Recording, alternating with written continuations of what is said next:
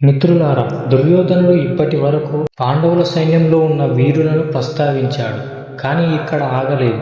ఇప్పుడు అతను ఇంకా శక్తివంతమైన యోధులను చెప్పబోతున్నాడు. అతని మాటల్లో ధైర్యంలాగా కనిపించిన లోపల భయం ఎలా దాగి ఉందో చూద్దాం. ఈ శ్లోకాన్ని చెబుతున్నది సంజయుడు, కానీ ఇందులో మాట్లాడేది మాత్రం దుర్యోధనుడు. అతను తన గురువు ద్రోణాచార్యుడిని ఉద్దేశించి పాండవుల పక్షాన ఉన్న యోధులను వివరంగా చెబుతున్నాడు. దుర్యోధనుడు ద్రోణాచార్యుడితో మాట్లాడుతున్నాడు. బయటకు అతను పాండవుల సైన్యాన్ని ప్రశ్నిస్తున్నట్టు కనిపిస్తున్నాడు. కానీ లోపల మాత్రం భయంతో తన మనసులోని ఆందోళనను దాచడానికి ప్రయత్నిస్తున్నాడు. దుర్యోధనుడు ఇప్పుడు పాండవుల సైన్యంలో ఉన్న ఇతర వీరులను కూడా ప్రస్తావిస్తున్నాడు.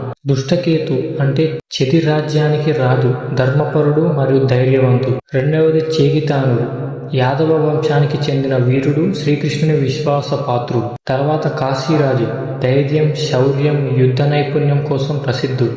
తరువాత పురజిత్తుడు మరియు కుంతీభోజుడు. కుంతీదేవి బంధువులు పాండవుల పట్ల అపారమైన ప్రేమతో యుద్ధంలో పాల్గొన్నారు. శైబ్యుడు, పెద్ద వయస్సు ఉన్న ధర్మం కోసం యుద్ధానికి దిగిన సద్గుణవంతుడు. ఇది చూస్తే మనకు అర్థమవుతుంది, పాండవుల పక్షాన ఉన్న వారు కేవలం శూరులు కాదు, ధర్మం కోసం ప్రాణాలని అర్పించడానికి సిద్ధమైన మహానుభావులు. దుర్యోధనుడు ఈ వీరుల పేర్లు చెబుతున్నప్పుడు అతని మనస్సులో ఒక సందేహం మెలకువ పడుతుంది. ఇంతమంది ధర్మవీరులు కలిసి ఉన్నారు, మన పక్షం గెలుస్తుందా?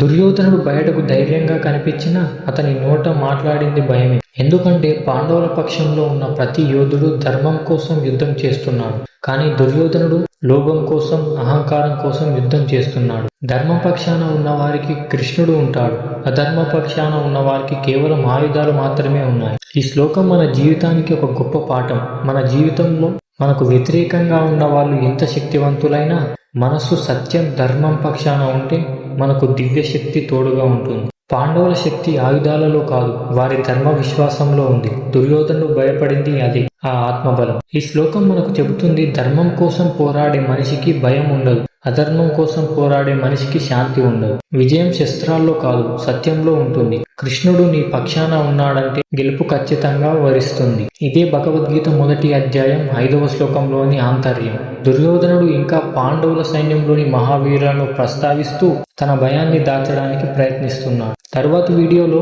6వ శ్లోకంలో ఎవరి పేర్లు వస్తాయో, దుర్యోధనుడు ఆ వీరులను ప్రస్తావిస్తూ ఏ భావంతో మాట్లాడాడో తెలుసుకుందాం. ధర్మపక్షాన నిలబడు, కృష్ణుడు నీ వెంటనే నిలుస్తాడు. హరే కృష్ణ.